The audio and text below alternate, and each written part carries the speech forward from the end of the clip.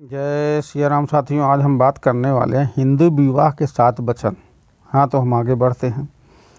मैं एक ज्योतिषी हूँ और आप यकीन नहीं करेंगे, मेरे पास 4 में से 1 केस शादीशुदा की ज़िंदगी से जुड़ी समस्याओं से आते हैं। आज के परिवेश में तलाक के तादाद कितने बढ़ गए हैं और ये समस्या कितना विकराल रूप धारण कर चुका है, ये हम सब भली भांति जानते हैं। पर बहुत ही अफसोस की बात है कि 7 फेरों के साथ अग्नि को साक्षी मानकर वर वधू के द्वारा दिए गए 7 वचनों को हम में से 90% लोग याद ही भी नहीं है। शादी के बाहरी आडंबर और दिखावे में शादी के रस्में और मूल्य कहीं गौण और होने लगे हैं।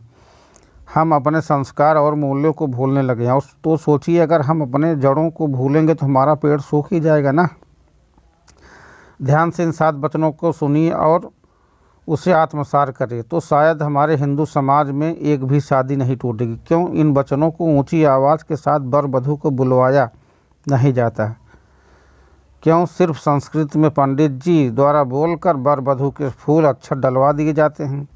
इसके लिए भी हम ही जिम्मेदार हैं, जो पंडित जी को बोलते हैं शादी जल्दी करवाइए, क्योंकि हमें बाकी दिखावा तो जो करना है।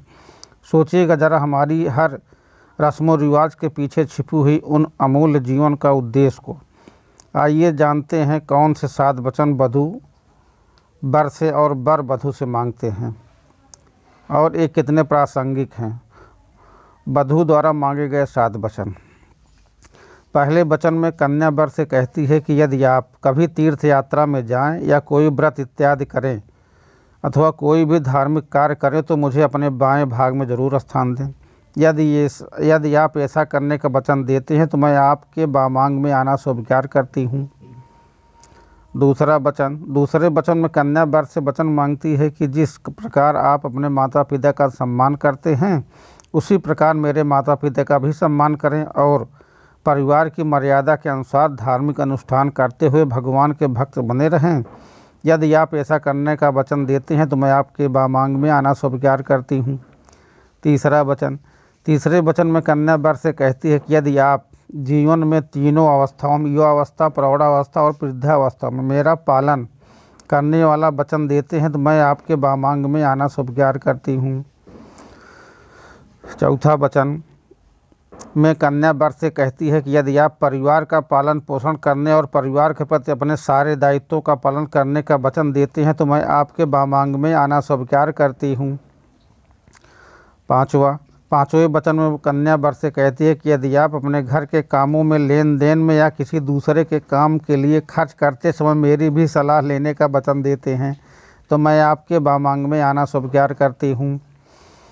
छठवां वचन कन्या वर से कहती है कि यदि मैं अपनी सखियों या अन्य स्त्रियों के बीच बैठी हूँ तो आप वहाँ सबके सामने मेरा अपमान नहीं करेंगे। आप जुआ या किसी भी प्रकार की बुरी आदतों से खुद को दूर रखेंगे। यदि आप ऐसा करने का वचन देते हैं तो मैं आपके बामांग में आना स्वीकार करती हूँ। सातवें वचन में कन्या वर से कहती है कि आप पराई स्त्रियों को माता के समान समझेंगे और पति पत्नी के प्रेम के बीच में किसी और को नहीं आने देंगे। यदि आप ऐसा करने का वचन देते हैं तो मैं आपके बामांग में आना स्वीकार करती हूँ। वर द्वारा मांगे गए 7 वचन। पहला वचन देते हुए कन्या कहती है कि तीर्थ, व्रत, यज्ञ, दान आदि किसी भी प्रकार के धार्मिक कार्यों में आपके बामांग में रहूंगी।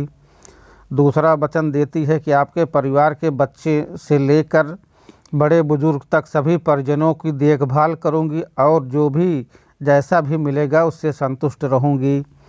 तीसरे वचन में कन्या कहती है कि मैं प्रतिदिन आपकी आज्ञा का पालन करूंगी और समय पर आपको आपके पसंदीदा व्यंजन तैयार करके आपको दिया करूंगी।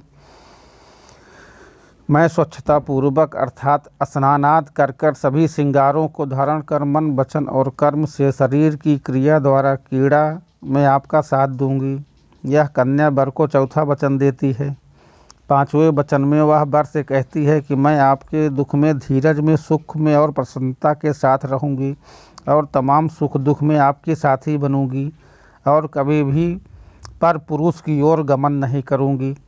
छठा वचन देते हुए कन्या कहती है कि मैं सास ससुर की सेवा, सगे संबंधियों और अतिथियों का सत्कार और अन्य सभी काम सुखपूर्वक करूंगी। जहां आप रहेंगे मैं आपके साथ रहूंगी और कभी भी आपके साथ किसी प्रकार का धोखा नहीं करूंगी, अर्थात आपके विश्वास को नहीं तोड़ूंगी। सातवें वचन में कन्या कहती है कि धर्म, अर्थ और काम संबंधी मामलों में मैं आपकी इच्छा का पालन करूंगी। अग्नि, ब्राह्मण और माता पिता सहित समस्त संबंधियों की मौजूदगी में मैं आपको अपना स्वामी मानते हुए अपना तन आपको अर्पण कर रही हूँ। जय श्री राम, सीताराम। वीडियो अच्छी लगी हो तो चैनल को सब्सक्राइब जरूर करें।